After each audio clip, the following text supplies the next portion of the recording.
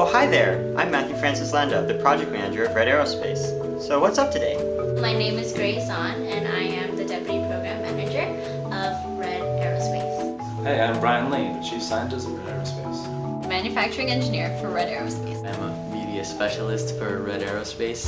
The systems engineer of Red Aerospace. Test engineer of Red Aerospace. Mechanical engineer of Red Aerospace. Programming team for Red Aerospace. Chief strategist of Red Aerospace. Red Aerospace. Red Aerospace. Red Aerospace. Red Aerospace.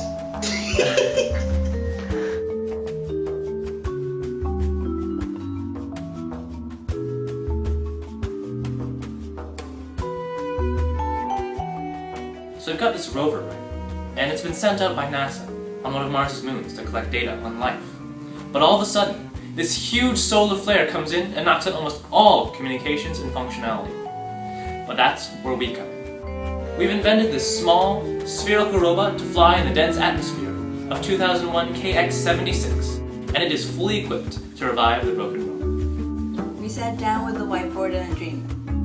We brainstormed and came up with the polycarbonate spherical robot as a product to revitalize the rover. After implementing a detailed design matrix, the team began designing the robot.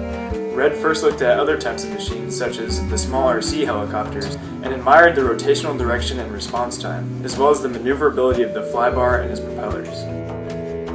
You can adjust it at the end of it's always spinning counterclockwise. Like, you have to touch it before you... Oh, that's the problem of mine. Yeah, I made it. That's quite the problem with water. Trying to kill it. I'll go for power. Yeah, I think it's always counterclockwise. There it goes. After taking keen observations on the helicopter's design and functionality, the team got to work and began generating computer-aided designs, proposals, and working prototypes.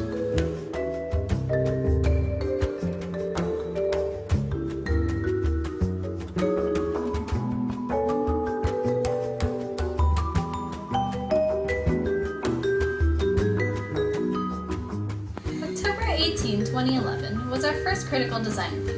Red Aerospace generated a system performance specifications document, which consisted of the team's plan of execution. In front of a panel of judges, the team presented the plans for design, manufacturing, testing, time management, and budget.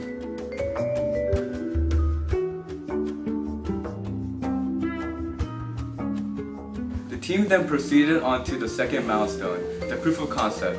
During this period, the team began the manufacturing and testing phase. Using the computer numerical control router, also known as a CNC, Red first cut 6 semicircles.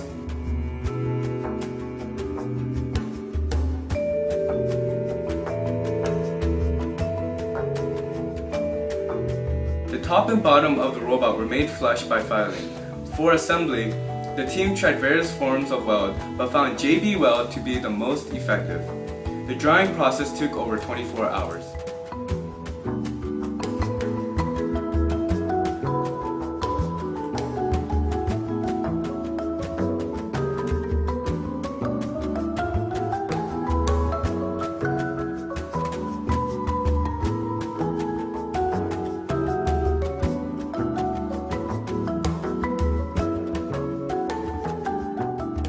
Concurrently, the team created prototypes for the pod that would encase the robot. Red first aimed to solve the issue of controlling the direction of the pod once it reaches the apex. A 4-inch styrofoam prototype sphere was used to perform the various tests of seeing the effectiveness of tails of different materials and a parachute. During testing, Red saw that the tail stabilized the flight but did not prevent spinning in a lateral direction. The final test with the parachute showed the most favorable results. Red saw that the parachute will indeed keep the pod in the correct orientation for the robot deployment. Soon afterward, a polyethylene hollow prototype sphere was ordered in order to conduct more realistic simulations.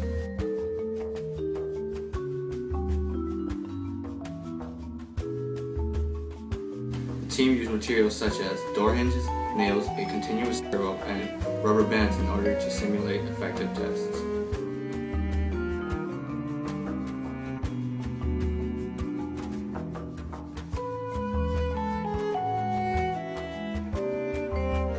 By placing size 64 rubber bands between the two nails used as anchors, the tension force between the hemispheres opens the pod when the motor unlocks the latch. A 2.5 by 1 inch gate latch is controlled by a continuous rotational servo, which can open the pod on command. The manipulator slides in and out of the hinge, which locks and unlocks the pod mechanism.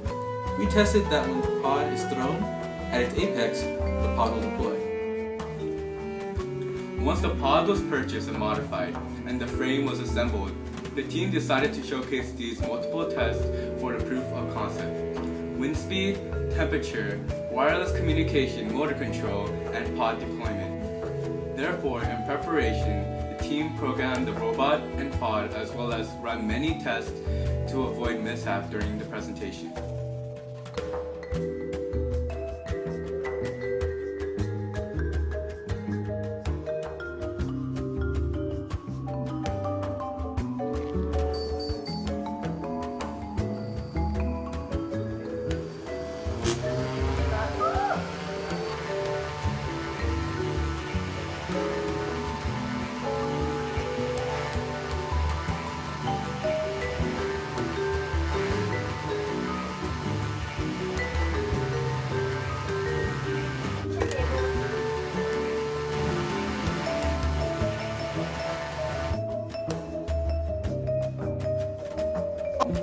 Well, we did much better than the last CDR.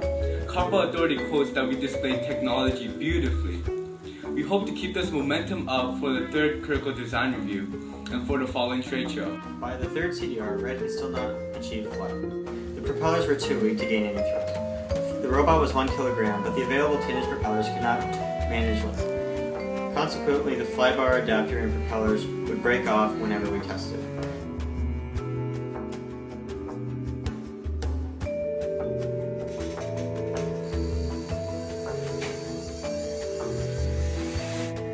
To compensate for this, we have decided to begin manufacturing our own propellers out of aluminum. However, one complication is the curved surface on the propellers, and to overcome this we have had to make a mold and fill it with wax, which we will hold the propellers in while machined.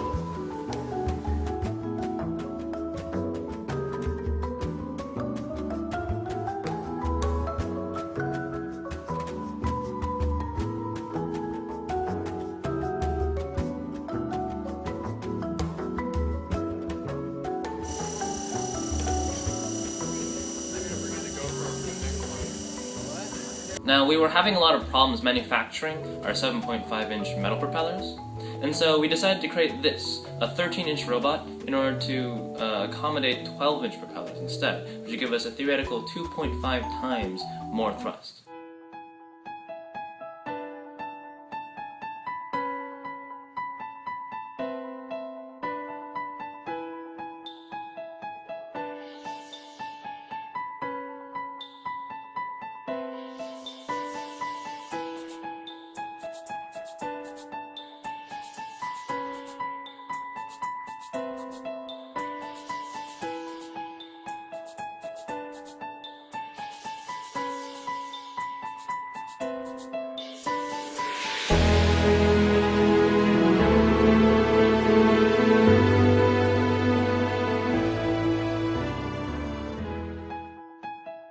EDT taught me how to be a part of something much bigger than myself.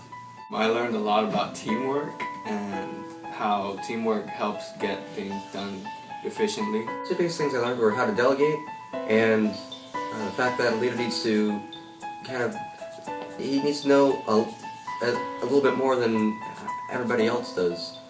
I learned that anything could be achieved with a group of crazies. I learned what it's like to work as an engineering firm and how crucial it is to function as a united team. I learned how to CAD more efficiently. I learned all about the design process. This project has shown me the types of experiences that I will encounter in the future as an engineer. Diligence, responsibility, hard work, and determination are a key factor to one's rate of success. This project has helped give me the determination to win. I learned that designing something to work is a tedious process, but if you're persistent, it'll get done eventually. I learned that if you have an idea to suit up, then you'll always have someone ready to help. I've learned that time is everything in this project. You know, being able to motivate people to build such a cool thing, and then I've really learned, you know, how awesome it is to work with lots of people and lots of team management skills, I hope. So we've learned a lot, we've designed a lot, and this is our result, our one.